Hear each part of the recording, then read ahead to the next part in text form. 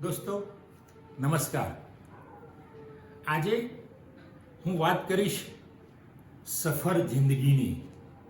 મિત્રો, આપણે જિંદગીમાં ખૂબ સંઘર્ષ કરીએ છીએ અને સંઘર્ષ કરતાં કરતાં કરતાં આપણે આગળ વધીએ છીએ, પણ એ સંઘર્ષ બંધ થઈ જાય એવું નથી હોતું। સંઘર્ષ તો આજીવન ચાલુ રહે છે। મિત્રો, મારા શૈશવના કેટલાક અનુભવો હું કાવ્ય રૂપે, પંક્તિ રૂપે લખી નાખું છું।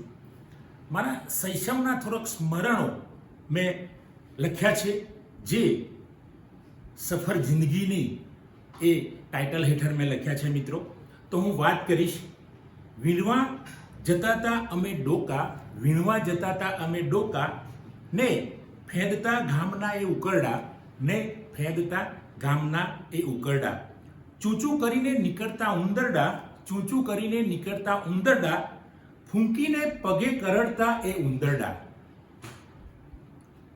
આવીને ડંખ મારે, આવીને ડંખ મારે એ મચ્છરડા, આવીને ડંખ મારે એ મચ્છરડા, અને શરીરે આખા પડે ઉજરડા, અને શરીરે પડે આખા ઉજરડા, ભવિષ્યમાં અમારા હતા ભમરડા, ભવિષ્યમાં અમારા હતા ભમરડા, પણ એક દી ફેંદ્યા ઉકરડા, એક દી ફેંદ્યા ઉકરડા।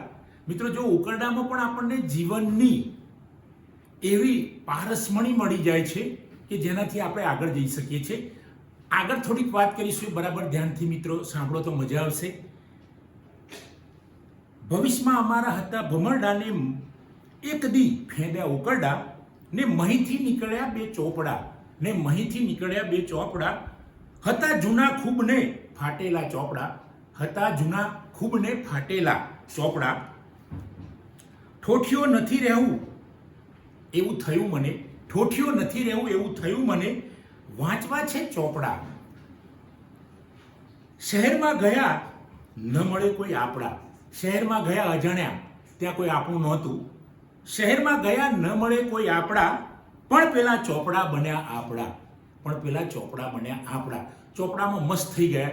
એક ગામડાના ઠોઠિયા મારા જેવા મિત્રો શહેરમાં જતા રહે છે, અને ત્યાં જઈને કોઈ ઓળખતું નથી, ગામડાની ભાષા તળબદી બોલે છે, અને એવા સમયે મિત્રો ચોપડો મિત્રો બની જાય છે, પુસ્તકો મિત્રો બની ગયા છે, પણ પેલા ચોપડા બન્યા આપણા।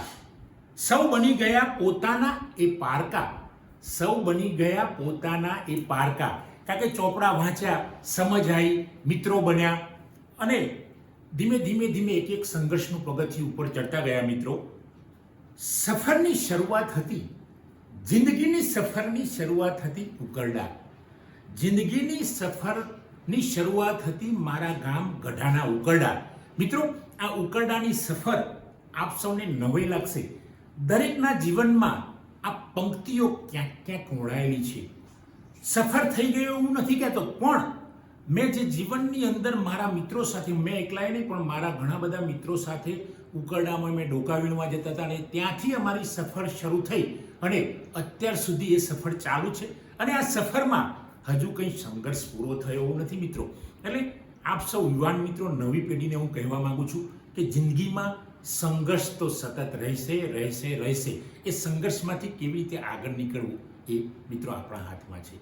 મિત્રો, જય હિન્દ, જય ભારત।